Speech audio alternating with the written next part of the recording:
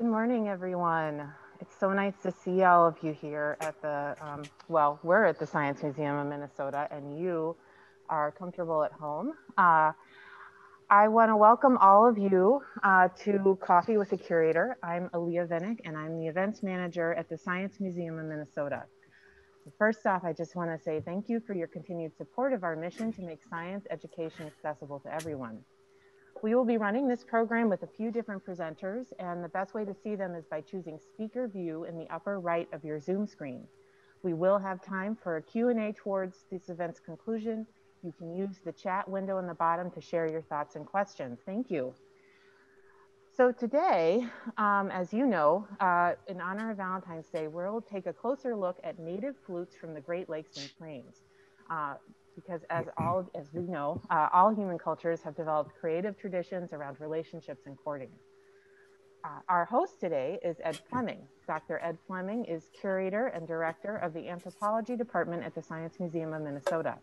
His primary research focuses on the archaeology of North America, particularly the upper Midwest during the centuries leading up to European contact. Dr. Fleming has been involved in archaeological research projects in Minnesota, Wisconsin, North Dakota, Montana, Ireland, and Belize. As curator, Dr. Fleming is responsible for building, caring for, researching, and interpreting the museum's cultural collections. In addition, he has been a significant contributor to SMM-developed exhibitions, such as the Dead Sea Scrolls, Words That Change the World, Maya, Hidden Worlds Revealed, and We Move and We Stay. Welcome, Ed. Thank you, Aaliyah. And thanks for joining us this morning. Good morning. This is Coffee with the Curator, and I'm Ed Fleming.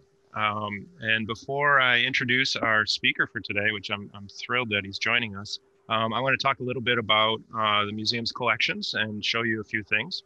Although my main background is in archaeology, today we're going to be talking about some of our more recent ethnographic pieces in the collection. The Science Museum's collections are pretty vast and significant. We have about 2 million objects in the collection in paleontology, biology, and anthropology. The cultural collections, the anthropological collections, are global in scope. We have material from around the world, and they represent over 100,000 years of cultural changes and innovations around the globe. And that includes musical instruments and objects from various musical traditions. What I have out here today are some of the objects, some of the courting flutes in our collection. Many of our flutes are actually on exhibit in the We Move and We Stay exhibit. But what we have here today are some samples. And the courting flute collection includes objects that are historic, dating back to probably the 1800s. This one right here, for example, and Jeff can talk more about this probably, but this is a replica that Jeff Chapman made. It's a replica of a historic flute that's currently on exhibit that was made by a fairly renowned Lakota flute maker named Dan Red Buffalo. And my understanding is that there's only about 10 of these in existence. And then we also have this flute right here, which I'm going to keep in the mount. This is a flute in the Bishop Whipple collection. Henry Whipple is the first Episcopalian bishop in Minnesota. And he had some deep relationships with Native peoples in Minnesota. And so put together quite a large collection of gifted objects to him, including this pipestone pipe, which actually has a date on it of 1882 carved into it. So another series of flutes that we have in the collection were made by a flute maker named Mike Oker. And he made these flutes right here. And Mike was involved with the Science Museum and the Minneapolis Institute of Art since the 1970s.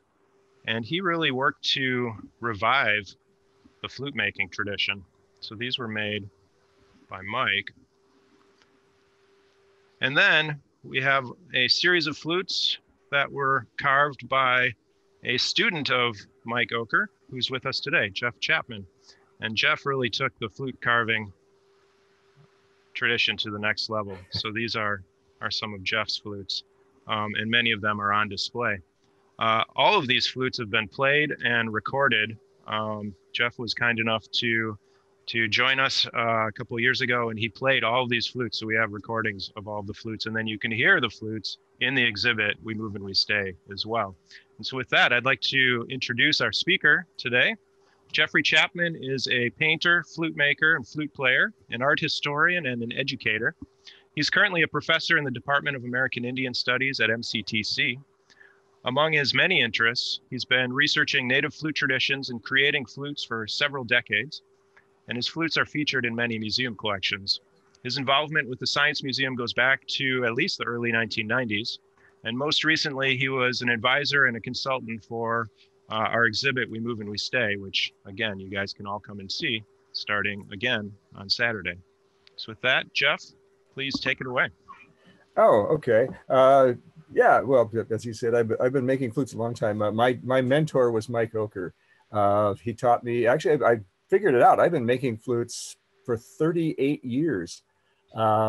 38 years, which is hard because I'm only 29, but I've been doing it for a long time. And when Mike taught me 30 some years ago, over 38 years ago, when I was in college, I should have said that, when I was a younger man, he had been making them for 20 years before that. So when Mike passed away, he had been making them for close to 50 years on and off. So he was kind of a pioneer. He was making them when most people didn't even know what they were.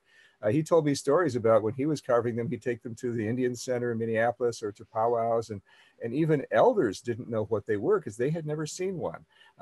They kind of knew what it was, but they had never seen one in their lifetime. They'd heard about them because the flutes in native cultures is very different than musical instruments in other parts of the world. When I teach my classes, I always tell them some of the basic stuff, like I don't speak, I'm an Ojibwe. You can tell because I'm good looking, but I don't always tell them exactly, how these things are come about. I don't speak the Ojibwe language much. I know little bits and pieces, but I love to give these examples of how the difference mindset is. The conceptualization is different between European cultures and native cultures. Like in Ojibwe, to say the word drum, a drum is called a diwe-igan. Diwe-igan. Diwe-igan literally means heart voice. So if you say, hey, go get the drum in Ojibwe, you're not saying drum, you're saying go get the heart voice. If you're an Ojibwe, it makes perfect sense. If you're European and you don't really speak the language, and if somebody was translating it, they'd have no idea what you're talking about. And the flute in Ojibwe is called bibiguan. And I've talked to a number of linguists, and a number of them have no idea what that word means. I finally found one, a local one who knows a little bit more about some of the older words. He said, that's a very, very old word. He said, bibiguan, as best as he could translate it, means to project something pleasant. It's not a description of it. It doesn't say wooden tube with holes in it that you blow into. It says projecting something pleasant, which is a very abstract set of ideas when you're talking about a musical instrument. So it's a very different way of seeing the world and understanding musical instruments. Most non-native people, when they hear a traditional flute played, have a very difficult time understanding why is that the way it is. Why does it not match the traditional, European pentatonic, diatonic scale? Well, it wasn't meant to be. They're not meant to match that because that wasn't their purpose. Their purpose wasn't to be played with other instruments, and their purpose wasn't to be played within a particular set of boundaries as such. The purpose was, for the most part, and it changes from tribe to tribe, there are variations, but for the most part, they were called courting flutes. They were designed to be used by young men to attract the attentions of young ladies. That's the whole purpose. There are songs among lots of different tribes in the plains, and most of these types of flutes that I make are two-chambered flutes. And the two-chambered flutes were really exclusively plains tribes and woodlands tribes, and northern woodlands tribes. Southern tribes didn't seem to pick up on it too much, a little bit in the Southwest, but it's a very unique instrument. But again, most tribes use them for not all that spiritual kind of stuff. Now, if you go online, you'll see lots and lots of flute makers, and they all have spiritual stuff they connect to it. They'll have a flute store, and they have the flute stores always have names like the Spirit of the Mountain Flutes or something like that. It drives me crazy. This had nothing to do with that. This is about romance. This is about human interaction. And it didn't really even necessarily matter how good a player you were. If you listen to some of the old flutes, like the Dan Red Buffalo one, which I have a hard time playing because the scale is so odd, or some of the other older contemporaries of Dan Red Buffalo, yet you'll find that they're very difficult to listen to. They're scratchy. They don't match what a European ear thinks it should sound like. But that's not the point. The point was you played this for a purpose. It's a little bit like if you hear a song and you know the song, but the person singing it isn't as good as the original singer. You know, I could sing Frank Sinatra songs, but it ain't going to work. But you'll know the song, you'll know what the meaning is. So the voice is less important than the meaning. So with these flutes, it was the meaning, the purpose, the intention, and that moment in time that was important. Very few of these old ones have survived. I mean, most of the ones that are in existence come from the 1800s. The oldest version of any of the flutes I have is, I have a replica I made of what's called the Beltrami Flute. Here's the head. Here's the body. It doesn't have a saddle, a block on it right now. But the Beltrami flute was collected by Constantine Beltrami in southern Minnesota. It was probably Dakota. It's a very odd flute. It's very difficult for me to play, but it doesn't really matter. I mean, it was about the moment and why it was being played that was important. And that's the thing I always try to get across to people. It's not about matching anything. They're not made to be played with 20 other people playing flutes. You don't have marching bands going across the prairie playing these flutes. It's one guy sitting by a brook or sitting by a lake or sitting on a mountain playing this for the person he's interested in. And most tribes have stories about the creation of the first acquisition of the flute. Right here in the Twin Cities, among the Dakota who lived along over by the falls, they had a story where they got the flute from. I found in some obscure little book, and I don't even know where it was, but I remember reading this story from an obscure ethnographic report about a Lakota or a Dakota telling the story about where the flute came from. And they said, and it always starts the same way. There's a young man who's very sad. He's in love with a beautiful girl in the village, but she doesn't really see him as being good enough. So he walks off into the woods to die, or off to the prairie to die, or off in the mountains to die. It's always some young man walking off somewhere to die. And how it came into being depends on which tribe you talk to. But the Dakota version was this young man was sitting by the Mississippi River, by St. Anthony Falls. And this old man he'd never seen before just sort of appeared out of the forest. And he had this thing wrapped in a piece of hide. And he asked him what was wrong. And he told him, well, I'm in love with this girl and she doesn't even see me. She doesn't even know I exist. And my heart is broken. And the old man sat down and began to tell him, well, I can help you. It said, he unwrapped this deer hide and pulled out this long object and began to tell him what it was. And he said, if you play this, if you learn how to play it, I guarantee you'll win her heart. She will come to you if you play this. And the young man, somewhat being skeptical of accepting gifts from old men in the forest that he's never seen before, which is a wise thing. Teach your children that. He ultimately sat down and learned a song. The old man taught him a song, and he went back to the village. And like in most of the flute stories, he went back to the village, waited till the evening, began to play this wonderful song. And of course, the young lady he was in love with came out of her lodge and came towards him. And in some of the tribes, depending on the story, it's all the girls came out. The little Pied Piper thing going on there, but it's about romance. In some tribes, they talk about a woodpecker, a young boy waiting to die, goes out in the forest, and a woodpecker above him speaks to him and tells him, asks him what's wrong. In my mind, the first thing I would think is, oh my God, I'm rich, a talking woodpecker. But in this day and age, at that time, they would go, wow, this is a magical point in history. And the woodpecker tells him how to make the flute and shows him how to carve the cedar branch. And he goes back and the same thing occurs. So this type of instrument is not to be judged by European standards. The ones I make are an evolution of the flutes. The style I make, many of them really never existed because, culture isn't dogmatic. Culture is dynamic. It continues to move, continues to evolve. So it would be kind of boring to sit there and make the same thing over and over again. So there's always exploration of things. But if you start really researching these objects, as interesting and simple as they are, you'll find a lot of variation on how they're made and what they're supposed to sound like. And I want to play a little bit for you to give you some ideas of what they were supposed to sound like. This is my oldest sounding version. This one, it's got a little coyote on the end. Very basic, it's just a tube with 6 holes in the top. And one of the easiest instruments on earth to play, wind instruments. You really don't have to have any special skills except being able to blow air and move your fingers, which is why I can do it. I tried to play the side flute in junior high and they said that my lip was wrong. who knew you had to have a certain shaped lip to play a flute, but that's what they said.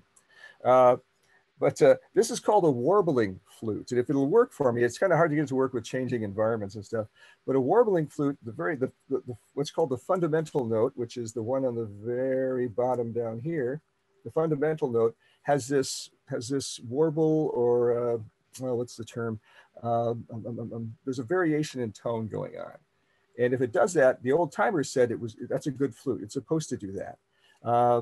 Most modern makers don't do that. Most of the modern, quote unquote, Native American flute makers, they've changed all that. They've changed the finger hole dimensions. They've changed all that to match a European scale, which is really sad because they all sound the same. But if this will work, you'll get an idea what it sounds like. Okay, that's all right.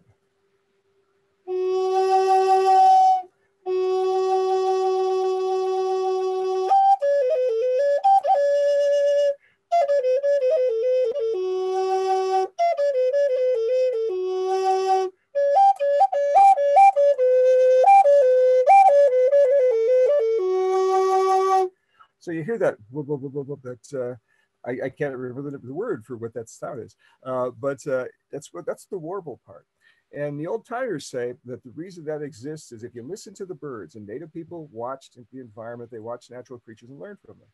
If you listen to ravens in particular and other creatures when they're during their courting times, they will actually sit next to each other and make these little chortly noises. And the old timers said that's what that warble is. We're trying to reproduce the magic of that moment. And like I said, it's about romance. It's not about virtuosity in playing or having a specific scale or making things sound exactly the way they're supposed to. It's all about that intimacy. It's all about personal. Early explorers, when they came through, people like Carl Bodmer and George Catlin, when they came through, they remembered it. They mentioned, if you read their stories, they talk about these young men playing these whistles in the community at night, going outside the lodge of a young lady and playing a whistle. They called them, or the French called them, was it flageolets or whatever? But that's not what they were. They didn't understand that it didn't matter if it didn't sound like a clarinet or an oboe. It didn't matter. And I tell my students all the time, I say, if you think about it, especially if you're a young lady, if you have a young man who's willing to humiliate himself publicly on your behalf, that's love. That's something he's trying to prove something to you. And it's much better than just having him text you or do something of that respect. But this one is the ugliest flute I've ever made. This is a replica that I virtually blueprinted from one of the pieces in the collections at the Science Museum. The original one is broken and is split full length, but Ed and the others were kind enough to allow me. I got so excited about it. They were kind enough to allow me to duplicate it, to blueprint it. I had to put the saddle on the top because it didn't have a saddle. It was made by a man with very big hands. His fingers were way wider than mine are. But I was delighted when I finally got it together. I tried to replicate, I took a lot of pictures. I even tried to replicate the scratches and the cracks and where it was worn, and everything that was missing is on this one. But I was delighted that it actually made sound. And it's only a 5-holer, so it's got fewer notes, but.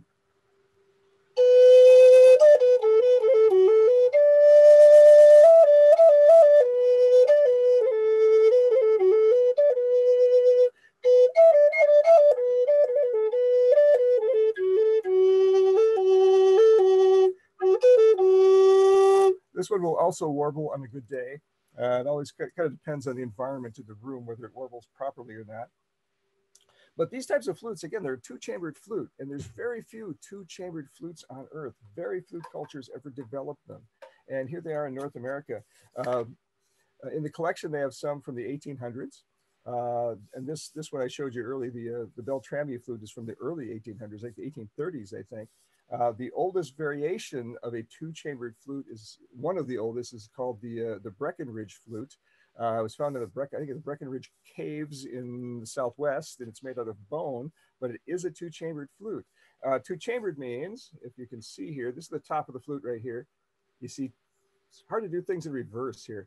There's 2 holes, one there, and there's a wall in between. For this to work, the air has to go in the mouthpiece. This end has to go in there. It has to come out the back hole and go into the front hole. And there's different ways of doing it. I do it the way that most Ojibwe people, the Ottawas, the Potawatomis did it. We use a system of a spacer, which I don't really have one here. A spacer, which is a piece of birch bark that sits underneath this horse figure or this animal figure. There's a piece of birch bark there. Oh, you can see it. There you go. This piece of birch bark right there. That acts as it sort of creates a gasket. It creates a pathway for the wind or the air to go from the mouthpiece out of the back hole into the front hole. It allows you to tune the flute, which makes it way simpler than doing it the other ways. Some tribes would cut a channel into the top of the flute, or they cut a channel into the bottom of the saddle to make that air passage, and that's very difficult to regulate. Birch bark is wonderful stuff. It's waterproof. As long as you don't crush it, it'll last for many, many, many, many years. My warbling flute has had the same spacer on it for almost 25 or 30 years, something like that. I made that way back in the early 90s, I think. So it's wonderful stuff. Plus you can regulate the thickness by peeling off those little paper thin layers. It just works really, really well for this purpose. This is my other performance flute. It's the one I do most of my performing with, or one of the two I do my performing with. And it does have a bird's head on it. You know, when I started making them, even after Mike had been making them for years, when I would go to do a performance, I used to perform a lot more than I do now. People would ask me, they'd see this and they'd say, is that a club? Is that a spear? I've had people ask me, is that a pipe? Because they just didn't know. If it's a pipe, I don't know, you know, 6 holes, no weighting, I don't know. If it's a club, it's very lightweight. They weigh almost nothing. I mean, they're cedar, they're made of cedar wood, and they're hollow cedar wood. If you look at them, they look pretty substantial, but you pick them up and there's almost no weight to them. They're just wonderful things to play with. And like I say, it doesn't take much to learn to play them. You can sit in a stairwell and play them. Just blow in and move your fingers.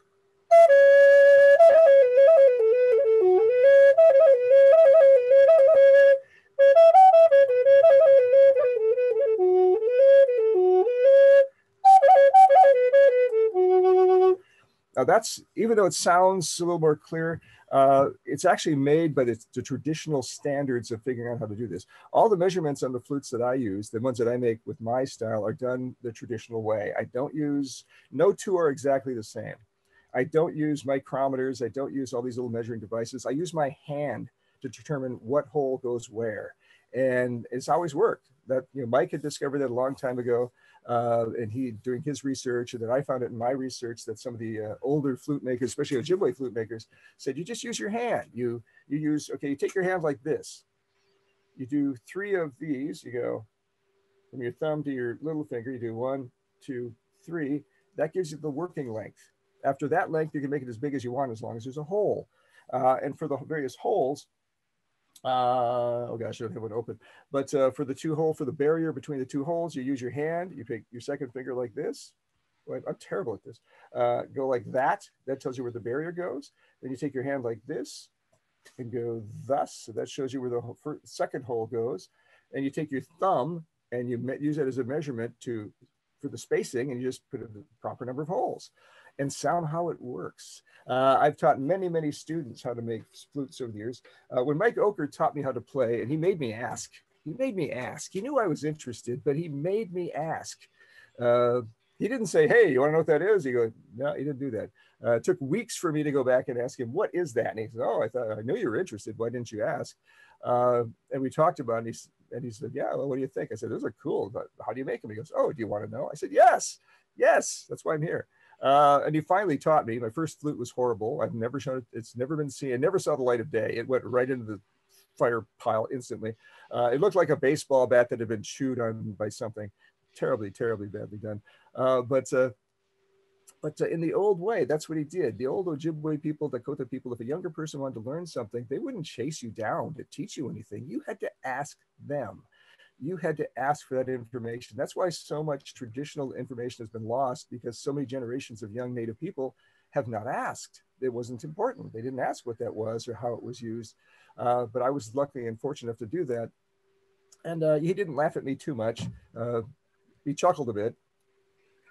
Jeff, speaking of asking, I have lots of questions coming into the chat. I'm sorry to... Cool. No, I'm good. There's so many questions just getting here. comfortable. And all of you who are watching at home, Jeff, it's doing so great, and this is so exciting. So I hate to interrupt, but I also am seeing these questions. And I'll remind all of you that there's a chat that you can use to chat your questions, and I'll read them out to Jeff or Ed if you want to see some more of the objects we have here at the museum. So the first question I have comes from Joan, and she's asking if you could show us the mouthpiece a little bit more closely. There's several versions. Well, there's actually that part. If you mean by mouthpiece, do you mean where the holes are? Because I could do that. I have to do everything in reverse. This is terrible. I'm terrible at this stuff. But that's kind of what it looks like. There is no such thing as like a fipple, like in a lot of flutes. There is a sharp edge on that front hole. Let me grab this better one. This front edge of this front hole has a sharp edge on it right there. And as the air hits that, it splits and makes the sound. It's nothing, there's no reeds, there's nothing vibrating. When you play these things, the whole thing vibrates, the whole thing resonates. And that's I even use that as when I'm tuning the flutes, the thickness makes a difference. So. That's great. So I also had a few people asking me, I think we mentioned at the top where you teach, but you're getting rave reviews for your presentation here. So can you remind us where you're teaching? I'm teaching what used to be called Minneapolis Community, MCTC, Minneapolis Community Technical College, but they've rebranded. So now we have to learn how to say Minneapolis College. Apparently technical wasn't a good term. So we're now simply Minneapolis College. It's right on Hennepin Avenue, near downtown. I've taught there for a long time on and off, so. That's great. Susan asks, what is the advantage of the two-chambered flute? Oh, the advantages, these are so easy to play. It takes very little air to make these things work. Well, I'll grab the Dan Red Buffalo. Okay, I didn't know why. I didn't know the technical reasons for it until I was playing one time. I think it might have been at the Science Museum. I used to do a lot of presentations there. Hint. And I loved dealing with the public. And one guy said, he said, what's the reason for that chamber? And I said, I don't know really.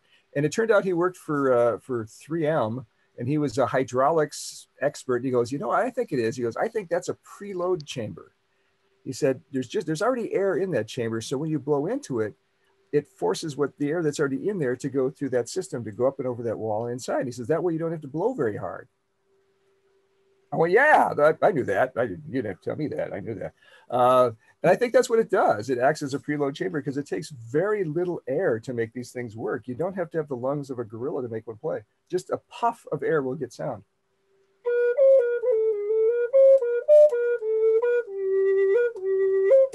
Takes nothing to play. So yeah, I think that's what it is. Oh, that's great. Meg asks, you mentioned cedar, but are there any other types of wood used to make the flutes? Yeah, it's regional. Cedar is probably the most durable. It's a couple of things. Cedar was used in this part of the country. People don't understand that Western red cedar, which is what I use, is basically what you can buy in lots of lumber yards. But it used to grow in the Dakotas and parts of Minnesota, but it was all pretty much wiped out at one time or another after Europeans arrived. Eastern red cedar, that really dark cedar, that's what my other performance flute is made of, but almost any wood will work. Cedar is good because it's so moisture resistant. It's bad because it's so fragile. I think one of the reasons much older cedar flutes haven't been discovered anywhere is because obviously a lot of cultural material was destroyed during the various interactions with Europeans, but also they're not very durable and they weren't meant to be durable. But cedar is great stuff. It's moisture resistant. It has this wonderful soft sound to it. Flutes made out of harder woods have a much sharper, more Europeanized sound to them, a clearer sound. They just resonate differently. So that's fascinating. And then Keith asks, do the objects attached to the top of the flute have specific symbolic meaning? Oh, yes. That gets a little touchy. Depends on, okay, when I'm talking to younger students, I don't get into that, but you guys aren't, you're all of age. It depends. A lot of traditional ones didn't have terribly elaborate. I call these saddles. That's what I was taught to call them. Some people call them blocks. And if you go online, they call them totems and fetishes. And I'm really pissed off about that because it's stupid, because they're not totems, nor are they fetishes. But some of the Southwestern tribes, you see, when they made these, they would make them in the forms of things like roadrunners and little creatures that they had a certain admiration for, or something that had to do with courting. A lot of the old timers, especially among the Lakotas, the most elaborate flutes I've seen were Western Plains. The Lakotas of the Cheyenne, they made very elaborate carved flutes and elaborately carved saddles on the back. But they say that they chose an animal that was known for being delicate, shall we say, enthusiastic courting. Some of you know what that means, some of you don't, and that's a little sad. But among one branch of the Lakota, there's the Brule, they used to actually make little erotic figures. They made little naked women on the back. Most of those have not survived because obviously the days of the Catholic Church and boarding schools, they just sort of said, that's horrible, this is terrible, I'm taking this and put it in the back somewhere. There's a few have survived, but very few. But yeah, they do have significance. I make horses because they're beautiful sculptural things, and coyotes and other things. But you have to be careful. You have to remember there's tribal differences from place to place. You know, some tribes like things, some tribes don't like them. You know, among Ojibwe people, things like if you were to decorate it with like a snake skin, a lot of traditional Ojibwe people would get very upset by that because snakes are powerful medicine. You don't want to mess with that. So yeah, the decoration has a lot to say. Wow, that's, gosh, there's so many great stories. I feel like we could just keep talking forever. On that note, though, I do want to say we're at time right now. If you have a couple more questions, all of you folks are welcome to chat them in the chat box. I think we can probably take one or two. But in the meantime, while we do that, this is a totally different topic, but I just have a little logistical thing that I want to visit with everybody about while we have you on the call. So Jeff, sorry, bear with me. But we are also just trying to get a sense of these programs have been so fun and so well attended, but we really do also want to get a sense from all of you on the timing that works the best. So if you have a question for Jeff, go ahead and chat it in the box. But also, I just want to pop up a little slide here to show you. Because if you could also use the chat box, please, to share with us your favorite time for this program, that would really help me out. And Jeff, I know you can't see it. You don't have to tell us which time works best for you. But if I can get everybody who's on the call to help us with that, and also just go ahead and chat any other questions you might have. I'll give everybody a couple minutes to share that. So the options for programming like this are weekday mornings between 10 and noon, weekdays over lunch between noon and 2, weekday evenings between 6 and 8, weekend mornings between 10 and 12, weekend afternoons between 2 and 4, weekend evenings between 6 and 8. And this would be for about an hour-long virtual program. So you can just drop into the chat which time works for you. And while people are doing that, I have a nice comment from Kathy saying this was fascinating, educational, and so worth it. Thank you, SMM and Jeff, for doing these. And I have to say thank you so much to Ed Fleming, our host here today, because without Ed's connections and his commitment to these stories, I wouldn't have even thought to do this event. So, so thank you so much to Ed as well. Wonderful. So I see lots of comments coming in. Thank you so much, everyone. I want to say thank you so much to our presenters and to our supporters. Thank you, Jeff, for sharing all of your stories with us. Thank you, Ed, for sharing some of these nice objects in our lab here at the museum. Some of you who are Curie Society members may know we're going to stay on the call for a quick little breakout with some of you. So there's nothing you have to do. All you have to do is wait, because in a minute you're going to have a little pop-up that tells you that I am, with the power of technology, moving you into a breakout room where we'll be able to continue the conversation with Jeff and hear a little bit more music. To the rest of you, thank you so much for your member support of our museum. And a reminder that we'll be reopening this Saturday. So you can go to smm.org to learn about how to reserve your tickets. You can come see We Move and We Stay right here at the museum and see some of Jeff's beautiful flutes. And you can even see a fantastic video of him performing and talking a little bit more, telling some of the stories about the music and the craft of flute making. So thank you so much, everyone, for joining us for Coffee with the Curator. Curie Plus people, please do stay on the call for our breakout session. And with that, I am going to stop the share and say goodbye to some of you, and thanks to all of you. And how do I get this breakout room to start? Here we go. I am opening the rooms and moving you in.